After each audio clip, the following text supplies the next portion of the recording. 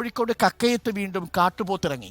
Kakkayam dam സൈറ്റിലേക്കുള്ള റോഡിലാണ് കാട്ടുപോത്ത് കൂട്ടം ഇറങ്ങിയത്.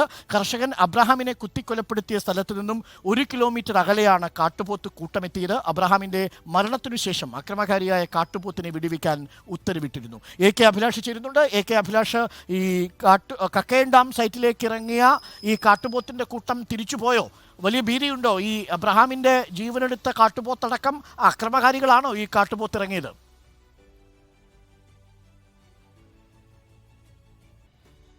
അരുൺ, ജനങ്ങൾ ഭീതിയിലാണ്. കാരണം കഴിഞ്ഞ 5-ാം തീയതിയാണ് അബ്രഹാമിനെ ഒരു കൂട്ടം കാട്ടുപോത്തുകൾ എത്തി കുത്തി കൊലപ്പെടുത്തുന്നത്. അതിനു മുമ്പ് ഡാം സൈറ്റിൽ കക്കയത്ത് തന്നെ 2 പേരെ കുത്തി പരിക്കേൽപ്പിക്കുന്ന ഒരു സാഹചര്യം ഉണ്ടായിരുന്നു.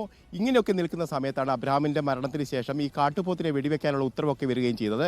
വയനാട്ടിൽ നിന്നുള്ള ദൗത്യ സംഘം ഇവിടെ എത്തുകയും ചെയ്തിരുന്നു. പക്ഷേ ആ ദൗത്യ സംഘം ഇപ്പോൾ മടങ്ങിപ്പോവുകയാണ് ചെയ്തത്.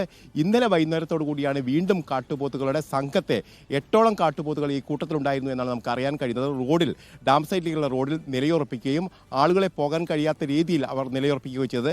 ഇത് വലിയ തരത്തിലുള്ള പരിഭ്രാന്തിയാണ് സൃഷ്ടിക്കപ്പെടുന്നത്.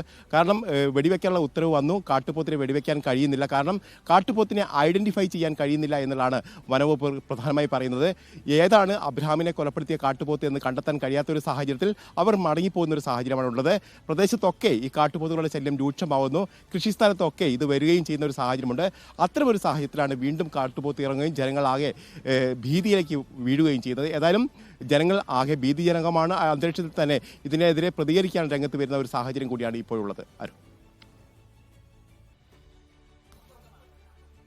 Okay, thank you. ഇപ്പോൾ നമുക്കൊപ്പം ചേർന്നത് അഭിലാഷ് AK ആണ്. കക്കയത്ത് ഡാം സൈറ്റിലേക്കാണ് ഈ കാട്ടുപോത്തിൻ്റെ കൂട്ടം ഇറങ്ങിയത്.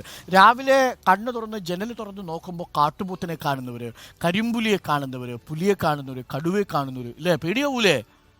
പേടിയാവും. അപ്പോൾ അങ്ങനെ പേടിയാവുന്നൊരു സമൂഹം നമ്മുടെ നാട്ടിലുണ്ട്. അല്പസമയത്തിനുള്ളിൽ നമുക്ക് ചില പ്രതികരണങ്ങൾ കൂടി കിട്ടും. സീറോ മലബാർ സഭ major archbishop Mar Raphael Thattil ഈ വിഷയത്തിൽ ഇപ്പോൾ പ്രതികരിച്ചിട്ടുണ്ട്. നമുക്ക് ആ പ്രതികരണമൊക്കെ പ്രേക്ഷകരിലേക്ക് എത്തിക്കാം.